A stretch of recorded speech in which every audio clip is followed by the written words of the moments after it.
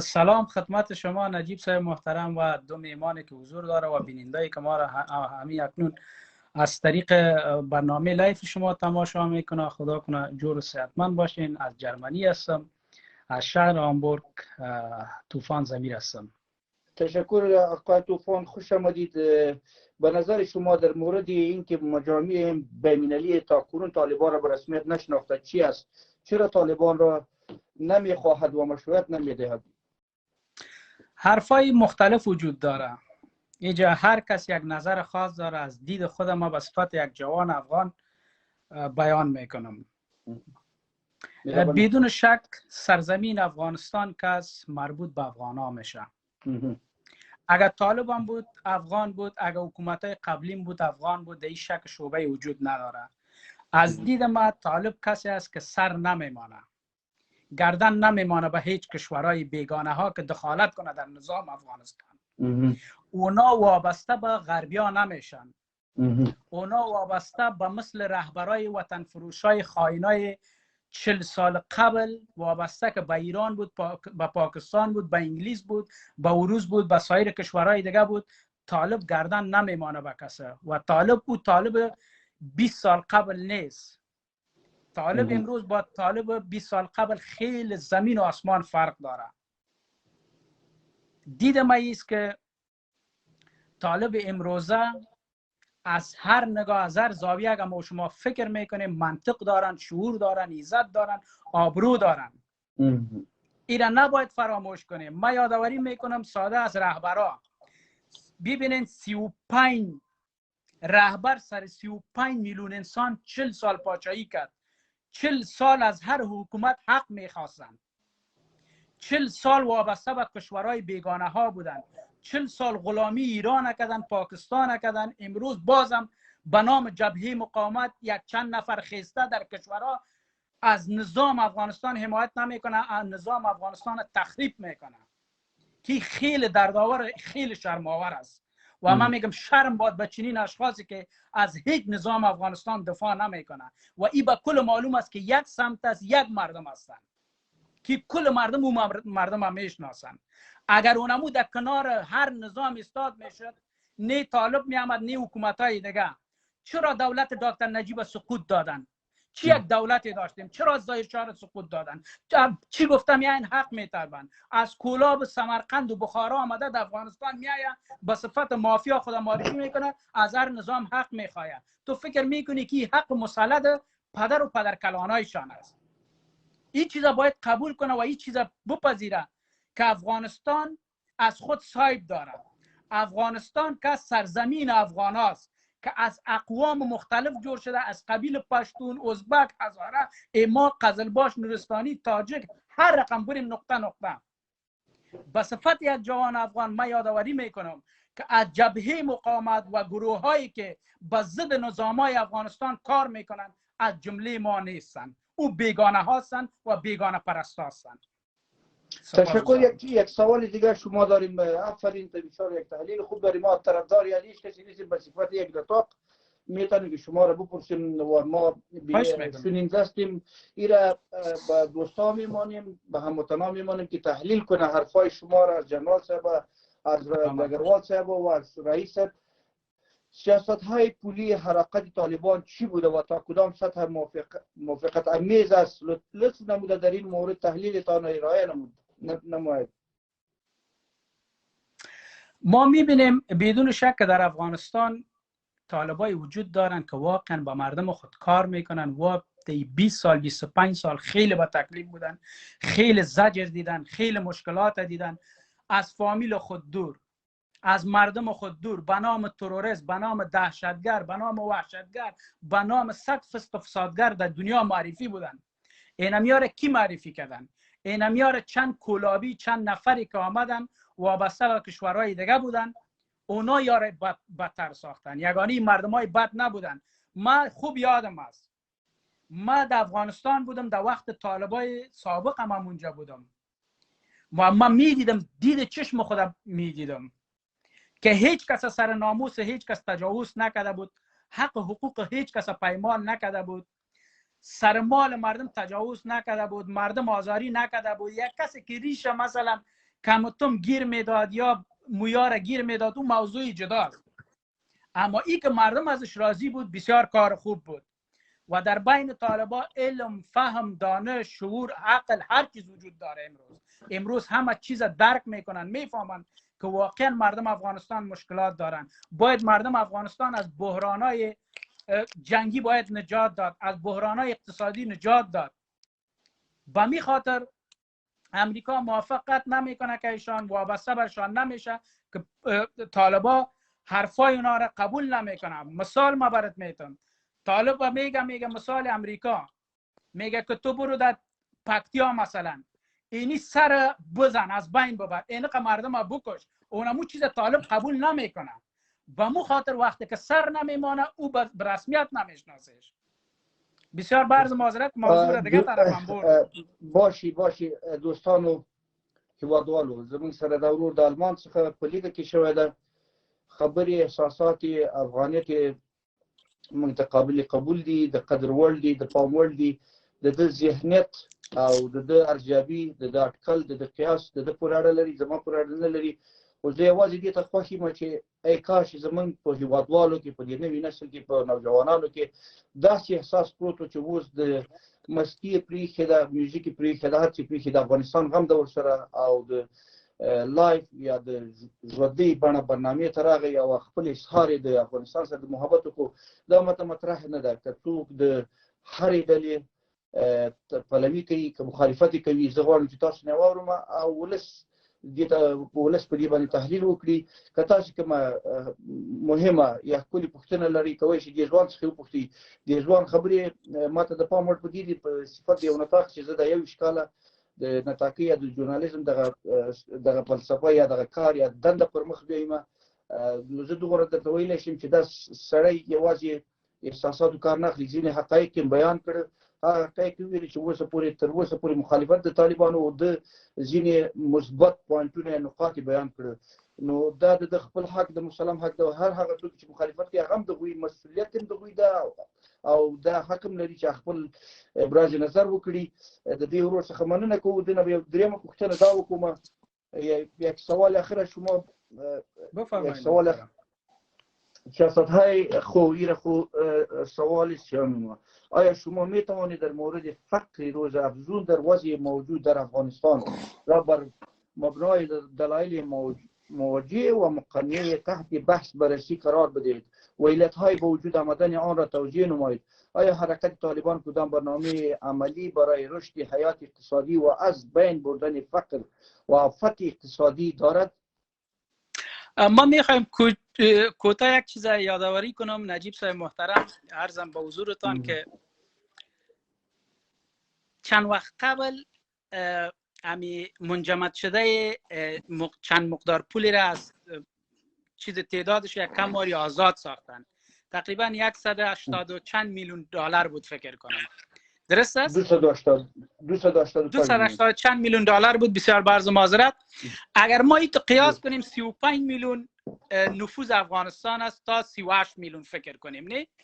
اگر ما 280 چند میلیون دلار تقسیم 35 میلیون انسان کنیم، ما فکر میکنم که 20 سال هر نفر بسش است که کم از کم که هیچ نشه تقریبا 3.5 میلیون به هر انسان میرسه اگر این رقمی فکر کنیم، اگر این رقمی قیاس کنیم، در حالی که صورت نمیگیره این کار.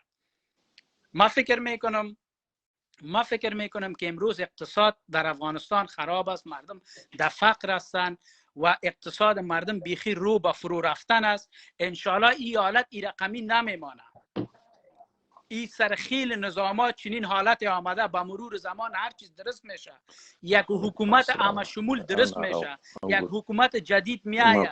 مردم افغانستان یک کم باری صبر و حوصله خود دوباره مثلا از دست ندن. امکانات از این است که انشالله حکومت عامه شمول که کل مردم خود در اوج ببینه و اون مردمایی که مثلا کادرهایی که از افغانستان بیرون است، با واقعا اون مردمایی که به افغانستان کار میکرد، با مردم خود کار میکرد، اون مردم بر میگردن. نه او دزای، نه او وطن فروشای، نه او خائنایی که وطن فروختن، مردم برباد کردن، قصرها جور کردن، ضد ذریعه به صدها موتر داشتن. او مردم از افغانستان نیست و در سرزمین افغانستان دوباره برگشت نمیخوره و اگر بیایم و حق حقوق افغانی رو اوجه هیچ ندارن، به صفت یک افغان هستن اما از حکومت داری بره نمیبرن.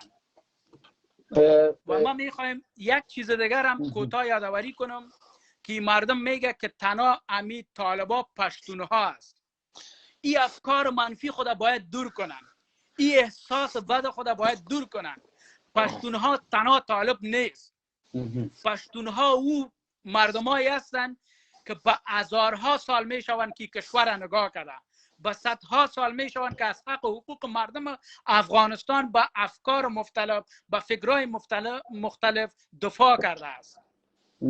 بازم سپاسگزاری میکنم، مزاحم وقتتان نمیشم، اوقات خوش برتان آرزو دارم. تشکر باشی شما. باش که از آقای پاتون بشنویم و دیگه دوستان میاید سرنوال صاحب مهربانی جناب صاحب خورا. پاتون صاحب دیگه ورور خبر خود واردلی تاسو خپل نظر موږ سره شریک کړئ. ورور جان دا خپل نظر ده، خو د همداسې یو خوشبینه ده چې موږ هم دا وایو چې خدای د خبرې خدای وکړي چې رښتیا شي. خو هلته موږ هم په سترګو باندې وینو چې د هغوی غټ مشکل دا ده چې هغه اوس په کابل کې ټول پاتونونه بند دي، خلک مطلب په یو ډار کې دي. درګرده ته ورسه په پاسپورټونو دفتر باندې چې وګوري خلک منډې وهي. غربت دومره زیات دی چې بیخي انتها دومره زیات دی چې مشکل. خو موږ هم همداسې خوشبینه یو، د طالب یا د بل چا سره مخالفت موږ هم نه لرو، شخصي دښمني نه لرو. موږ هر هغه ته لکه ته چې ورته خاین وایي، موږ هم هر هغه کس ته خاین وایو چې هغه د افغانستان سره خیانت کړی. د ما سره که خیانت کړی زه په دې باندې نه خفه کېږم. زه هغه انسان یم، زه 6 اولاده لرم. ما ته د دنیا ګارنټي راکړي ودې وایي چې زه تا په مخ کې د تا 6 اولادونه ټول دلته لالومه، خو د دې نه وروسته به په افغانستان کې نه تاجک نه هزاره ازبک او نه د افغانستان بلوچ ایماق یو نورستاني او پشي دا به یو کس نه وژل کېږي. زه د دې 6 اولادونو نه ورته تېر یم. دا درته د زړه نه وایم، په والله په بیله وایم. خو چې څوک داسې وسي چې لکه څنګه چې دا ته وایي، مګر هم طالبان راوستل، دا بل حکومت راوستل. محترم ما میخوایم حرفت میخوایم همینجا قطع کنم. یک شعر داریم که رحمان بابا یادآوری میکنه، میگه چغوټی په سیواهی پلاس بدر شي او چاویل چې په دریاب کې گوهر نشته. امید داریم وقتی که کوشش کنیم حتما هر چیز درست میشه. ما نمیخوایم سر افکار مردم منفی تاثیرات به وجود بیاریم. ما نمیخوایم که منفی صحبت کنیم. همیشه باید خوشبین باشیم، همیشه باید مثبت صحبت کنیم، همیشه باید مردم خود وادار کنیم که وابسته به دولت‌های خود باشه، به نظام‌های خود باشه. ما به صفت یک جوان افغان هر وقت هر سال یک بار من افغانستان میرم. دمی وقت طالبان میرم، ولی اگه طالب برام از 1 تا 2 بگوید، او خائنم میشناسه، او وطن فروشم میشناسه، او کسی را میشناسه که به سالها در افغانستان ظلم کردن. مثال ما برات میتم، رئیس فدراسیون میخیزه مثال تجاوز میکنه سر دخترکای خرد، او را کی حمایت میکنه و پشتیبانش کی میباشه، کجا پناه میبره؟ که نباید چنین حالت صورت بگیره. در مقابل چنین اشخاص باید اینمی رقم صدا بلند کنی. اما در شرایط کنونی باید ما به صفت یک جوان افغان از حق و حقوق مردم خود دفاع میکنم. امی طالب 100 مرتبه بهتر از او خائنای جهادیای وطن فروشا بود که 40 سال حکومت سر مردم افغانستان کرد. سگش بهتر است. با خدا برتان قسم میخورم که یا هیچ وقت خیانت نمیکنن، یا هیچ وقت پشت پول و پیسه نیستن، هیچ وقت پشت قدرت نیستن. منظور و هدفشان عقیدهشان فقط اسلام است و مردم افغانستان است. بازم تشکر باشی شما. قدرمن سلامات صاحب خبر خوم د افغان واوریدلې او د نور مشرانو او د شهید ډاکټر نجیب الله د ورور او داسې د پاتون صاحب د جنرال صاحب او د نورو مرګرو مهرباني وکړئ د ورور خبرې څار جابې کوئ تاسو سلامات صاحب. سلامونه تک صاحب، تاسو ته پاتون صاحب ته ټول دوستانو ته د ورور ته او هغه دوستان چې موږ مخکې تیر شوي او دوستان چې موږ ګوري ټولو ته سلامونه احترامات تقدیم زه به دغه وروستنۍ او وروستیو لحظو کې تاسو سره اړیکه ټینګه شوله مخکنۍ خبرې مې نه دي اورېدلې څنګه چې دغه ورور خبرې مې واورېدلې چې دغه ورور له خبرو سره خو زه سل په سلو کې موافق یم چې دغه اوسنی حالت چې موږ ته راغلی دی د یو ضرورت له مخې موږ ته راغی دا چې موږ به یا خوښ یا به خوښ نه یې د چا به نه یې خوښ چا به خوښ هغه ځان ته خبره ده ولې دا د زاړه نظام د فرسودګي او د هغه نظام له وراثتوب او له خرابي او د هغه له چټلي په نتیجه کې په همدغه محصول راوتلی ده همدا نظام موږ ته راغلی او دا نظام د همدغو د ورونو د زیاتو سخت قربانیو او د مبارزې په نتیجه کې موږ ته راغلی ولې دا چې اوس څه باید وشي تر اوسه څه کړي دي دغه خبره ده هغه څه چې تر اوسه شوي دي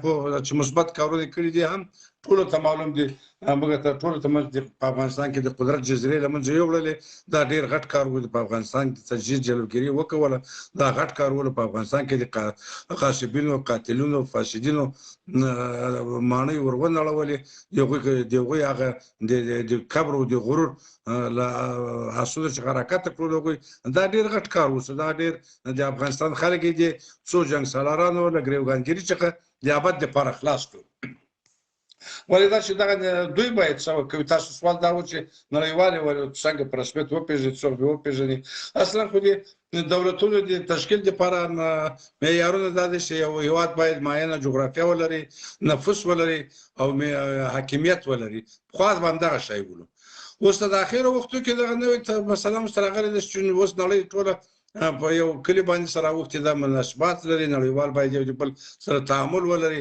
هغه څه معیارونه نورمونه چې دې په ملل متحد د کنونسیون لخوا څخه اعلامیه د حقوق بشر ده د هغوی رعایت ده دغه مسایل هم باید ورسره مراعات شي او نړیوالو هم همدغه خبره ورسره ټینګه نیولې ده چې د ملل متحد د کنونسیونونه چې افغانستان دغه عضو دغه امضا کړي هم دي د اعلامیه د حقوق بشر دغه اصول هغه باید رعایت کړي چې بیا ملل متحد په رسمیت وپېژني دغسې هغوی هم تر فشار لاندې نیولي دي زموږ هم غوښتنه دا ده چې طالبان اوس چې له هغه حالت راوتلي دي چې ته جنګي حالت ولو ته دوی ته د جنګ دنده ور په غاړه شوې وه نن ورځ دوی ته نور ډېر مسؤلیتونه ور په غاړه دي دوی ته د افغانستان د 35 میلیونو د سرنوشت مسله ور په غاړه ده دوی ته د دغو خلکو ته د خدماتو وړاندې کولو تکلیف ور لغاړې دی د صحت عامې تکلیف ور لغاړې دی د شفاخانې تکلیف ور لغاړې دی د سړک ده د مکتب ده د معاش ده د ډوډۍ ده د کاریابي ده د وطن د پیشرفت ده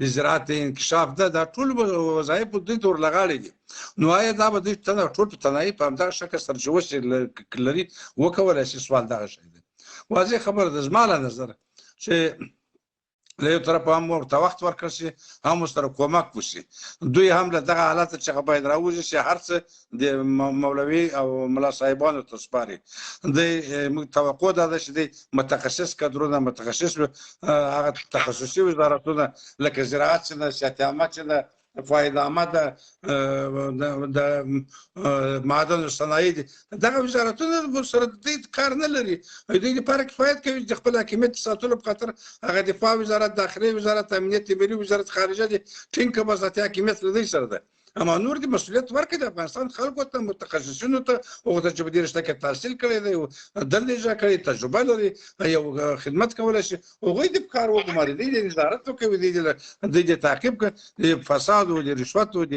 اختلاس او د غدر د دغه مسایلو جلبګیري دې وکوي او نور د کار عامه متخصصینو ته وسپاري دا یو اشتباه یو وخت کې د افغانستان د خلق دیموکراتیک ګوند په خپل وخت کې وکول کله چې انقلاب وشو ټول صلاحیتونه په خپل لاس کې واخیستلو وزارت برخه نیولې تر فایده عامې تر صحت عامې تر عدلیې او تر هر یو هغه چې به د شاپ کله ډبرې سره ولګېده مته به هېڅ تکنځاوې کولې که به برخه په کابل کې نه ول هېڅ ته به کنځا کوله که به د اوبو کار تنظیم نه و هېڅ ته به کنځا کوله طالبان دا مسؤلیتونه ټول په غاړه نه اخلي دا دې ورکړي د افغانستان خلک دې په خپل مسؤلیتونو کې ورسره شریک که سام دې ورکړه هم به د افغانستان خلکو ته د زمینه د کار مسایل شوي هم به سام ورکړ شوي هغوی هم په خپل ځانونه هغوی په دې حکومت کې د حکومت جزو وویني او هم په مسؤلیتونو تقسیم وي ټول مسؤلیت ټول بار به د دوی په اوږو باندې نه وي نو دغه زموږ وړاندیزونه دي چې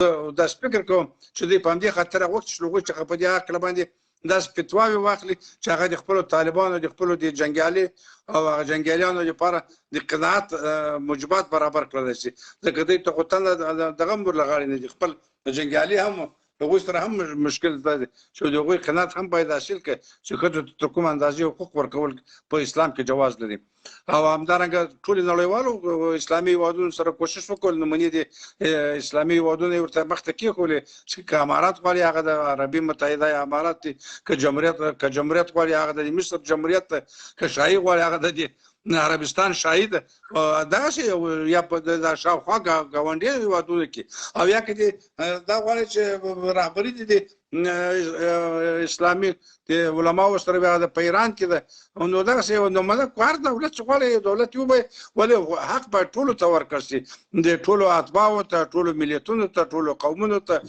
د جنسیت په حساب باندې دغه تعصبات ته باید اصلا محسوس نه شي ځکه دوی چې خو اوس امید کېږي توقع کېږي اصلا په یوه ټولنه کې د امنیت و عدالت د یوې سکې دوه مخه دي تر څو پورې چې امنیت نه وي عدالت نشي تامینېدلی هغه ده چې دوی امنیت راوستی ولې د امنیت تامین د امنیت دوام دپاره د ثبات دپاره عدالت حتمي شی دی چې عدالت نه وي ورسره امنیت بیرته زر په زر خرابېږي بیرته له منځه ځي بیا بیرته ګډوډي منځته راځي بیرته د دوی دپاره مشکلات ایجادېږي نو دغه زما نظر همدغه شی دی مننه کورمدان پاڅون صاحب تاسو خبرې د حقپال صاحب واورېدلې مهرباني وکړئ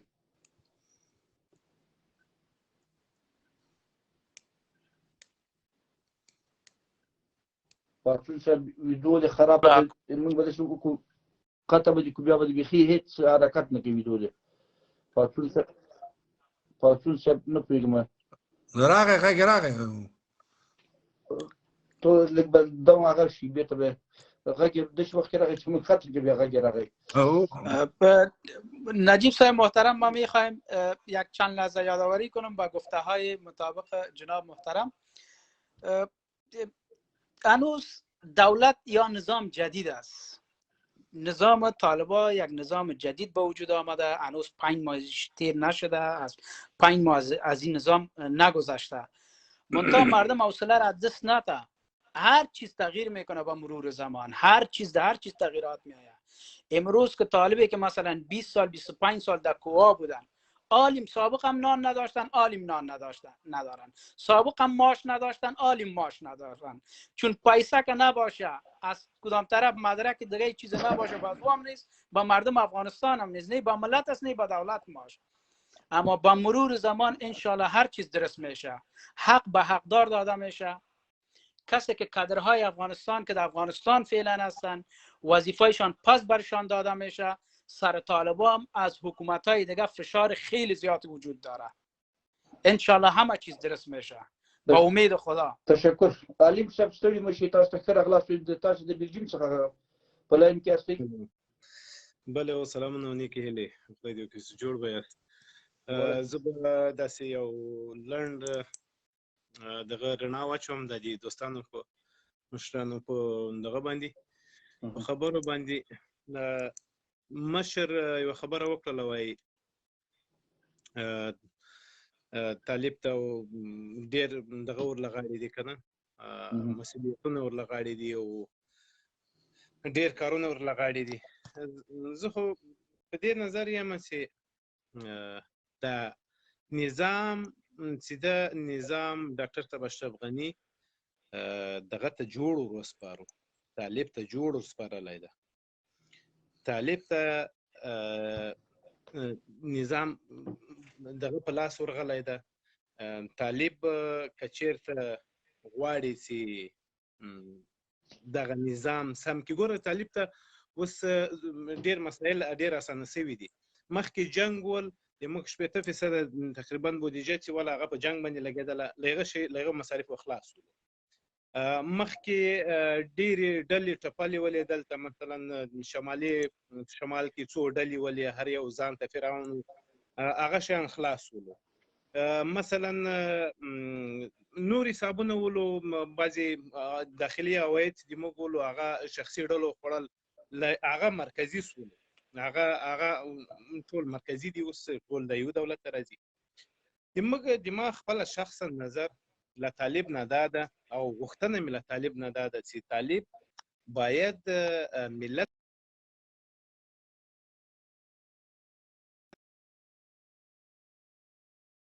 دغه د انډیوالي سیستم چې راخیستی ده، دغه د ملایزم سیستم چې راخیستی ده. ګوره په وزارت صحت عامه کې معین وزیر مولوی ده او معینان دوه معینان چې دي تخنیکي یو بل دغه معین چې ده دا یې ملایان دي. په وزارت انکشاف جهات چې هغه یو انکشافي یو زیربنایي مکمل ټول سیستم ملایي ده، ټول سیستم ملایي ده، ټول سیستم یې ملایي ده. دا یې بله. او بل دغه ورور یوه خبره وکړله چې دغه ته باید وخت ورکړلی سي، طالب ته باید وخت ورکړلی سي. ګوره طالب ته خلکو وخت ورکړی ده. ډېر خلک په افغانستان کې غوښتل ولاړو نه، ډېر چانسونه ورته برابر ولو، امریکا ته، اروپا ته، دې ته د دې لپاره چې له دغه نه له لنډغرو نه په حساب باندې یا له تېر فاسدینو نه په تنګ چې راغلي وو، طالبانو ته ډېر خوشبینه ولو، اول پاتې سولو، په وطن کې پاتې سولو. زه به قسم درته وخورم چې اوس هغه خلک چې هغه پاتې دي او غوښتلی چې وطن ته خدمت وکړي او غوښتلی چې په دې وطن کې واوسېږي، بچیان یې دلته تربیه سي او له دغه لنډغرو دغه په حساب باندې دغه سي، هغه اوس ټول مکملا دغه سوي دي، هغه ټول زړه توري سوي دي. هغه غواړي چې په یو رقم نه یو رقم باندې فرار وکړي. ځکه په اداره کې په انکشاف د انکشاف جهات کې ما تقریبا 10 کال په انکشاف جهات کې کار کړی ده. هغه وایي زه په انکشافي پروژې دي، زه باید په هغو باندې ما ټول سر خلاص کړه، پروژه راته معلوم یو دغه خبرې ډېرې هغه شوې ټیټې شوې. داسې به راته ووایي چې د دې بدیل څه شی ده؟ د طالبانو بدیل خو اوس خو طالب ته دغه واک په لاس ورغلی ده. طالب باید ځان اصلاح کړي. طالب باید اوس دغه اصلاح نه کړي، دغه فرضي مثال اصلاح نه کړي. د دې بدیل څه شی ده؟ نجیب صاحب محترم، ما میخوایم یک مثال براتان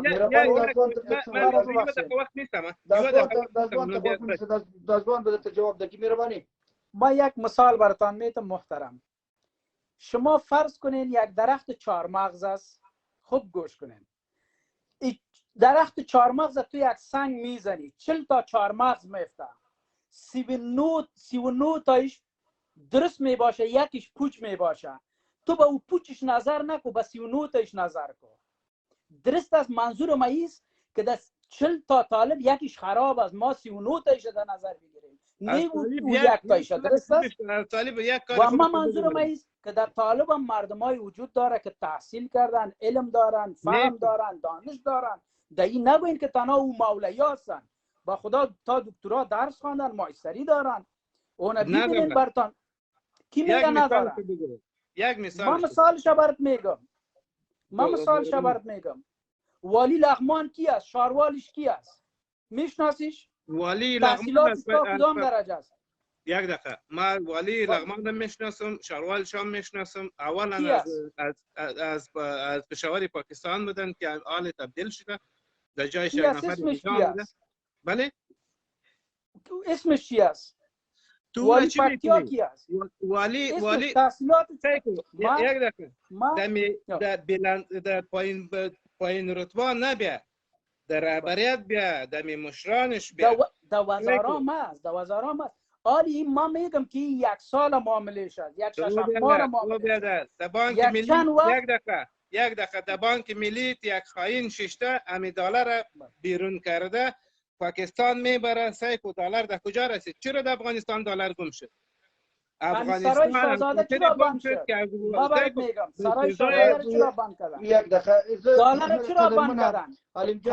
برای وجود داره اینمیال 19 گروه در افغانستان فعالیت دارن. نجیب جان در دیالوگ نه غیر مستقیم فعال هستن. و کوچی خبری نباتی شو یو خبر ده چې زه د طالب طرفدار نیم، خو کله چې دغه د اشرار حکومت د اشرف غني ډله او که د شورانیزار او که ګلبدینیانو صافیانو دوی نو تاسو بانکونه نه پرېښودل چې د پیسې موږ روان یو، دا تاسو په کورو کې 20 میلیونه 10 میلیونه دي نه پاتې شو، دوی دونه پیسې بار کړې وي او کویدات په افغانستان باندې دي، صادرات واردات هم نشته.